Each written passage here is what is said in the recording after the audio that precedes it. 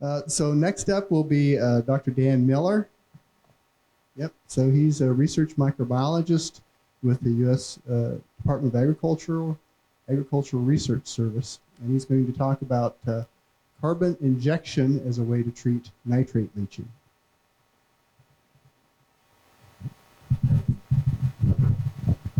All right, so I'm going to talk to you a little bit about some initial experiments that I've done with folks from the water science lab, including Dan Snow here. First off, can everybody hear me in the back? Is this loud enough? Okay, good. So carbon injection to fight nitrate leaching. So we've heard a lot of story about how nitrogen is coming into the crops, leaching through. There's a huge pool of it in the Beto zone, even before it gets to the groundwater, where we started to see it and have to deal with it. So I'm going to assume everybody is on board with nitrate as a problem here in Nebraska. So I'm not going to spend a whole lot of time on this slide. It is increasing over a broad area. It's regulated, very expensive to deal with in the well water. So one little part of that is trying to understand the nitrogen sources and maybe get ahead of this problem. So we start reducing Beto zone nitrate. Nitrogen fertilizers are important sources. Over-irrigation causes the nitrate to be forced down into the Beto zone. There are methods that a lot of folks are using now that keep that nitrogen closer to the soil surface, including cover crops and other types of more refined irrigation systems to keep that nitrogen up. Of course, animal feeding operations, a lot of folks out there want to point the finger at that. There is a certain amount of nitrogen that is coming from these systems, and I think one of the opportunities for us in the next several years is to try and understand ammonia emission and deposition around some of these sites, because it might be a very significant source of nitrogen to cropland near these systems. So it needs to be properly credited. So what can be done? These management practices are slowly lowering the groundwater nitrate, but it's happening over decades. Okay, this is some information from that was published in the Platte River Valley, and you can see after intensive years of management, it is coming down. It's coming down both in, here's the groundwater nitrates, and then here's the residual soil nitrates. So we can see both of these things are tracking down similarly. It's taking a long time. So we need to have some other practices there to try and keep nitrogen from leaching from where we want it to be, which is in the crop root system. So let's keep moving. Denitrification is one of these processes that microbes are responsible for in soil. Yesterday, someone mentioned, how complex the nitrogen cycle is in soil, and we dealt with maybe a small part of that, being particularly nitrification. If you put the urea down, you have hydrolysis to ammonium. The ammonium gets nitrified to nitrate, and then the nitrate starts moving. That's our issue. But there's a whole other side that of the microbe community that could be, I think, harnessed to keep nitrate from leaching into these systems, or leaching as badly as they do.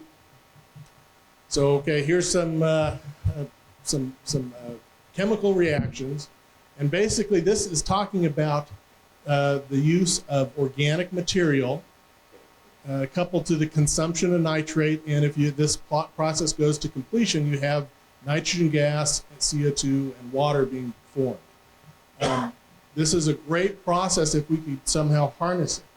Now, this happens predominantly in anaerobic environments, so we have to utilize all the oxygen in the system first. So having an excess of carbon is key to getting this process to be jump-started in soils. Leaching is a problem in these sandy soils. So the problem is in these sandy soils, we don't have enough carbon there to really get this process going beneath the root zone. So the question is can we stimulate this deep soil denitrification and help catch some of this leached nitrate? Now the part that we'll be catching will be pretty close to the surface. We can't really do much right now about nitrate that's 30 feet, 50 feet, 60 feet down, other than certain pump and treat systems. But for trying to, say, establish a stopgap measure in certain systems where the recharge is quite high, and we want to control nitrate leaching in those systems, we can maybe start the process to capture that nitrate that is feeding into that Vados nitrate pool. So we had an idea that we've been kicking around for quite some time now. Folks in Iowa are utilizing wood chip bioreactors to treat high nitrate water that comes off of the fields in the tile drainage systems. They'll run it through basically a big pit of wood chips. And this water will run through the wood chips, microbes in the wood chips. We'll utilize the carbon in the wood chips to consume the nitrate. So that what comes out the end is low nitrate water. They've been using this now for several years in Iowa, and it's a very promising technology, but it's a kind of a end of the field technology and not tremendously adaptable to the systems we have here, where we have shallow groundwater, and we're not going to be tile draining these systems to try and pull water out. So what we thought is that if you could introduce that carbon beneath the root zone, it in essence turn that wood chip bioreactor kind of on its side, so that it's capturing stuff that goes down instead of capturing stuff that's coming off sideways. So here is a kind of an explanation of how we look at these systems and maybe how we can develop a research protocol to test this out and see how effective it really is. So you have rainfall and irrigation, your inputs, nitrogen inputs. Of course, this can be fertilizer, manure, atmospheric in, any kind of nitrogen. You have the aerobic zone up in the top where you have nice topsoil, you're growing your crop. There's nutrient uptake, but there's also decomposition and nitrification, which is releasing nitrogen from these systems. Leaching occurs. So we have ammonium that moves very slowly and nitrate that moves much more quickly. Ammonium is also maybe one of these Vados zone pools that we're just starting to get a real idea about how big this pool is and how long this pool lasts, because there will be a slow nitrification going on that will convert that ammonium to nitrate, and then it will more quickly move down into the groundwater system. So if we introduce a layer here that, say, is high carbon, then what happens is as this system becomes saturated with water moving down, it becomes anaerobic, and the denitrification will occur, and there'll be a certain amount of fermentation, which feeds those carbon substrates to the microbes, and they're looking for something to utilize. They'll grab the nitrate, and they'll utilize that nitrate. And what hopefully that does is that cuts down on the leaching. So what does this look like? We started a series of soil column experiments a little over a year ago, and we've actually gone through a couple phases of this and looked at evaluating different types of substrates and how thick we should have these substrates and how these substrates should be implemented in the systems. So what we have are, here's some columns. You can see at the top of this column, it's a little drier sand here. It's a little bit moister. And it's very difficult to see, but folks up close might be able to see that there's some wood chips that are in this area. These are pretty finely chopped wood chips. It's just pine shavings that you can get at the local store that we started out with first. But what we wanted to do was evaluate several different thicknesses and say, well, how effective is this? How much carbon do we need to put in this system? So we pack the columns and put in a layer right in the middle. What we've done is we've done weekly 1-inch pulses of artificial groundwater to try and mimic what may be happening out in the field. This groundwater will help equilibrate conditions and get it set up so that it's much more similar to what we expect, say, in the Brazil. Then we put in a spiked pulse. So we add bromide and nitrate, and we keep adding these 1-inch pulses of water until we get nitrate and bromide to come out the bottom of the column. So this is happening weekly, which is a bit kind of a speeding up of the system of what you'd expect to see, say, in the real world, where you may get rain once a week, or you may have an irrigation that's happening a little less frequently. But what we wanted to do is try and get some data on how quickly things move, how quickly things might be converted from nitrate to N2 gas. So you think about it, we add the water, and here is the top of the column with the nitrate and the bromide, and it sits there until the next week we add a little bit more water, and then it kind of chunks down, and then it sits there, and then it keeps chunking down 1 week at a time. Of course, we collect this and analyze the leachate for nutrients, but we're also analyzing the leachate for dissolved gases, because these dissolved gases will tell us a little bit about the microbiology that's going on inside this column. If we look for particular gases, they're going to be telling us, hey, the conditions in the column are fine. You get reduced conditions, you get some of this fermentation going on and producing some carbon substrates for the denitrifiers to use. You can also look for certain gases that are intermediate compounds in the denitrification cycle. So initial experiment looked at, we did 4 replicates. We looked at a 5 centimeter thick band, 3 centimeter, and of course we had a 0 centimeter control. Those were the initial 3 treatments we looked at. After one period of cycling through a nitrate pulses and looking at, well, let's see, 5 centimeters, that's equivalent to 30 tons per acre, which seemed like a lot test to be trying to put underneath the ground. We decided to go with just 3 centimeter and 0 centimeter, but we also added what we're calling a 15% or 10-ton treatment, where we mix the wood chips with sand, and because that's how we would imagine when you do end up putting wood chips beneath the roots in these soils, it's going to end up being mixed a bit with the sand that's in the material already. So it's not like you're going to get a nice tight little sawdust layer. So these are treatments, and we've done 3 consecutive pulses over 200 days. So we'd do a pulse where we'd add the nitrate, and then we'd add artificial groundwater until that pulse came off. Then we add another pulse of nitrate, and we see how this performs over time, because how long will the sawdust last? And the amount of nitrogen that we're putting on is equivalent to 40 pounds of nitrate N per acre, which would be about 20 to 25% of the applied nitrate that leaches through, which is pretty consistent with what a lot of the reports of nitrate leaching. We also use this bromide tracer because it's conservative. It's going to go through the column. It's not going to do anything, but we can use it to understand how much of that nitrate is actually consumed. So this is some of the data that we've collected along the way. This is the gas data. And what we see is we see a lot of CO2 and methane, and we can also measure nitrous oxide. And so it's hard to see. This one is the 0 carbon addition. And if we add carbon, of course, we increase the amount of CO2 that's going into leaching out. That tells us that there's microbial activity there. It's breaking down the carbon. Not only is there microbial activity there, but it's reduced. It's reduced to the point where we know denitrification can occur because we see methane coming out the bottom.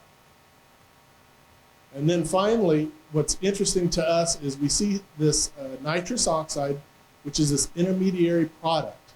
Nitrate goes to nitrite, a little bit of nitrous oxide is formed, and eventually you get N2 gas coming out the bottom.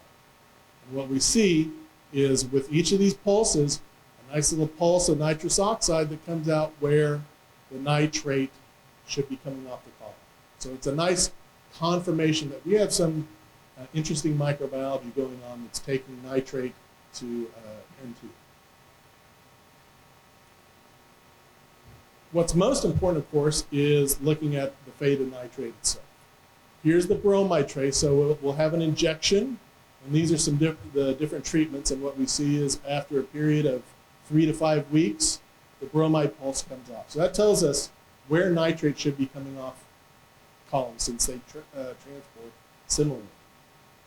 If you look at nitrate, we have the pulse come in, and then we have a little bit of pulse of nitrate that comes off.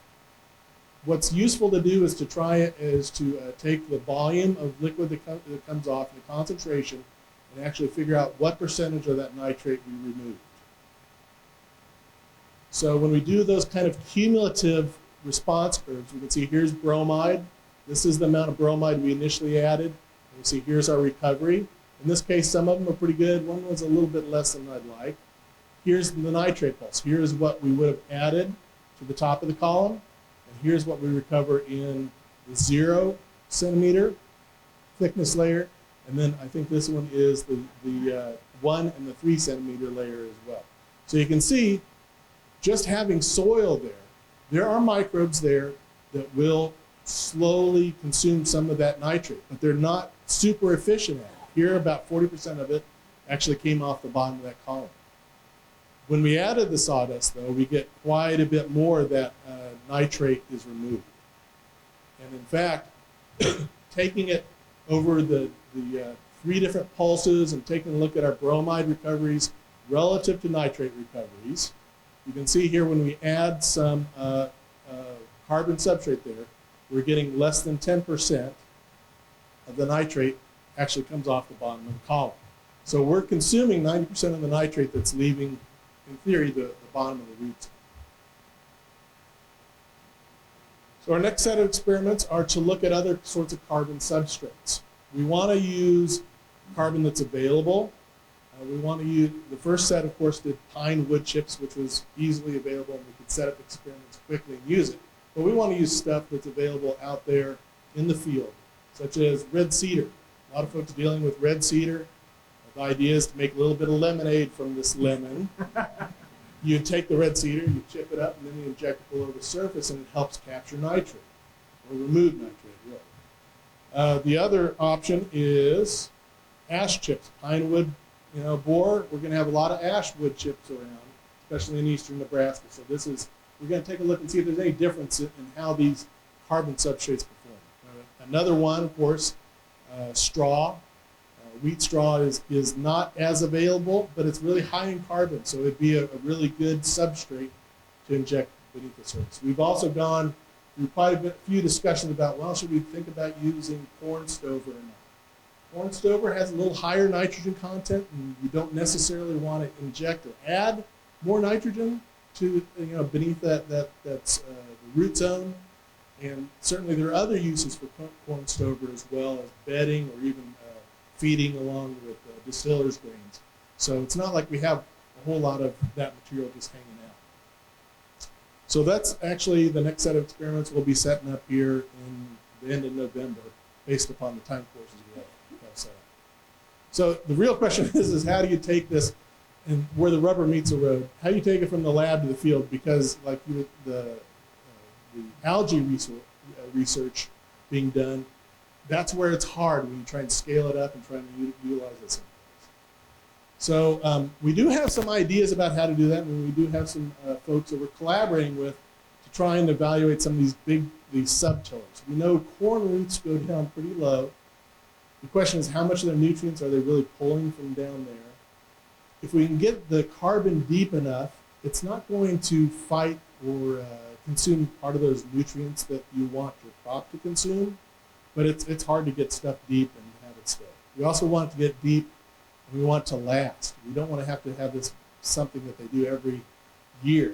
We want to have an application of this material and then have it last 10 years before the next time you have to apply it. Now, it really addresses only one aspect of this whole nitrogen problem that Nebraska is facing. It's that little bit that's leaching into the bedosome, okay? We still don't have really good ideas about how to treat all that nitrogen that's stuck in the bedosome, slowly working down, that we're going to see in the next 20, 30 years. And it doesn't do anything to address that nitrate that's already in the ground. So, thanks for your interest, and if there are any questions, we can, of course, talk about it, I guess, now, unless